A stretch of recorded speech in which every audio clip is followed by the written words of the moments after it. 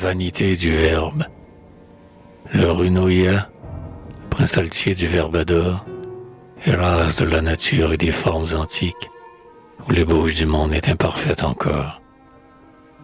Les bois noirs et leurs chants de harpe prophétiques, et les monts violets endormis sous le ciel, et les brumes d'argent sur les vagues baltiques, et les brises de fleurs et les parfums de miel, et tous les souvenirs alourdis de mystère, gonflent son cœur amer de mépris de fiel.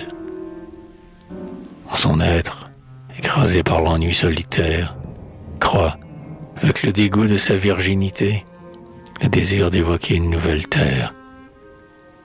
Un monde jeune, un paradis illimité, revêtu d'aubépines immortelles et dieuses, sous les glaces d'hiver et les soleils d'été. Où des créations de femmes radieuses se mêleraient d'amour à de mâles héros, en des lits de gazon semés de scabieuses. Le maître déployait l'art magique des mots. Un subit univers naissait de ses paroles, comme la perle naît du bruit rythmé des flots.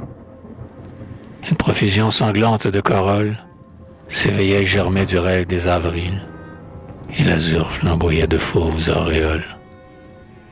Tandis que les forêts et les guerriers virils, les femmes pâles et les belles chevelures, jaillissaient de l'abîme au gris des champs subtils. Alors, imaginant les caresses futures, le sublime ouvrier du Verbe éperdument songeait un songe blanc pétri de neige pure. Il disait son extase et son ravissement, et s'enivrait de la liqueur de la pensée, et sa voix enfantait l'ineffable tourment. Elle faisait surgir au jour la fiancée, surhumaine, et la femme idéale venait, divinement resplendissante et cadencée. Elle marchait sur la bruyère et le genêt, et des astres vivaient au fond de sa prunelle. Un silence d'hymen et de baisers planait. Le Runoïa, joyeux de l'œuvre faite, en elle, se plongeait comme dans un océan de lys, et tombait ébloui de la forme éternelle, dans le gouffre effrayant des rêves accomplis.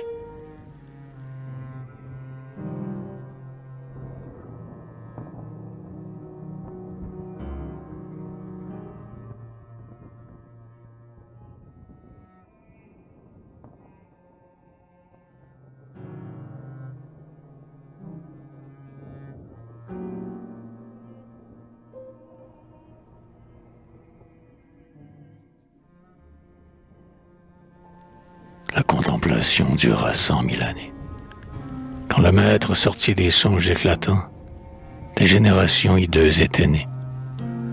Les rythmes étaient morts. Les rires insultants grimaçaient. Le soleil blême sur les prairies, sans fleurs pleuraient les jours anciens et les printemps. Les poses maquillées, âpres de pierreries, se raillaient du poète et du rêve divin, et se prostituaient aux races amoindries. Lorsque le démiurge eut vu ce qui devint, un désespoir immense emplit son âme sombre. Il comprit que le Verbe était stupide et vain. Il cria dans la nuit, puisque tout creux et sombre, après l'œuvre magique et sublime du chant, aux paroles, rentrez dans le gouffre de l'ombre. Va, monde, abîme-toi, triste soleil couchant. Disparais d'un seul coup dans le néant vide, fonds-toi dans ma fureur comme un lingot d'argent. Plus rien ne fut.